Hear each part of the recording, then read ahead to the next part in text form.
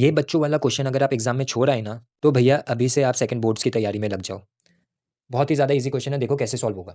यहाँ पे क्या बोला है, एक क्वाड्रेटिक पॉलिनोमियल दे के रखा है हमें, जिसमें हमें बोला है कि ए और बी का वैल्यू बताओ, और साथ ही सपोर्ट करने के लिए उन्होंने हमें 2 ज़ीरोज़ भी बता दिया, 2 और -3। मतलब जब 2 और -3 हम एक्स की जगह पे पुट करेंगे, तो ये पूरा का पूरा क्वाड्रेटिक पॉलिनोमियल क्या हो जाएगा, 0 के बराबर हो जाएगा।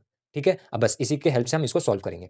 तो सबसे पहले मैं पहला वाला 0 उठाऊँगा जो कि 2 है। तो अब हम क्या करेंगे, एक्स की जगह पे 2 पुट कर देंगे। अब मैं यहाँ पे लिखूँगा P ऑफ 2, और जहाँ-जहाँ एक्स है वहाँ-वहाँ 2 लिख दूँगा। तो पहला ये है एक्स स्क्वायर, तो मतलब 2 का स्क्वायर, प्लस ए प्लस 1, फिर पीछे फिर 2 आ जाएगा, plus B is equal to 0।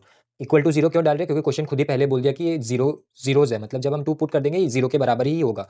अब हम इसको सॉल्व करेंगे, तो सॉल्व करोगे तो आपको मिलेगा ये 4 प्लस 2 मल्टीप्लाई हो जाएगा तो 2a, 2 मल्टीप्लाई होगा 1 के साथ तो 2 plus B is equal to 0।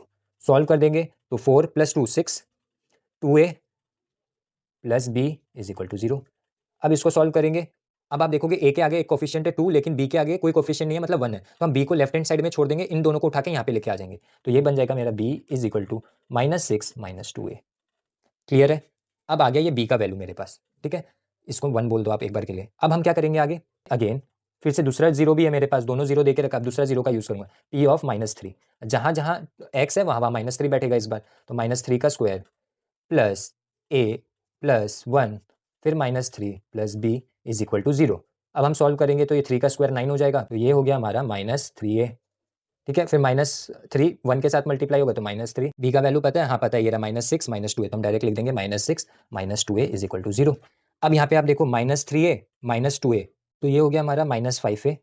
ठीक है, अब आप यहाँ पे देखो -3 -6 मतलब -9, और ये +9, तो ऑटोमेटिकली ये तो 0 हो गया, तो 0 ही छोड़ दो, कुछ लिखने का जरूरत नहीं है, इज इक्वल टू 0। अब आप सॉल्व करोगे तो ए का वैल्यू सीधा सा बात है 0 आएगा।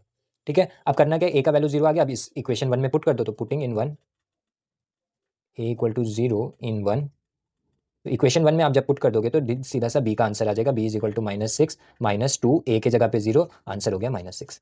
ठीक है, इसको सॉल्व करने का और एक तरीका है, लेकिन ये ईजी है। आपको दूसरा वाला भी ईजी लगता है, अगर उसके लिए भी सॉल्यूशन चाहिए तो कमेंट में जरूर बता देना, और ऐसे ही यूजफुल एकेडमिक कंटेंट के लिए चैनल पे सब्सक्राइब रहना।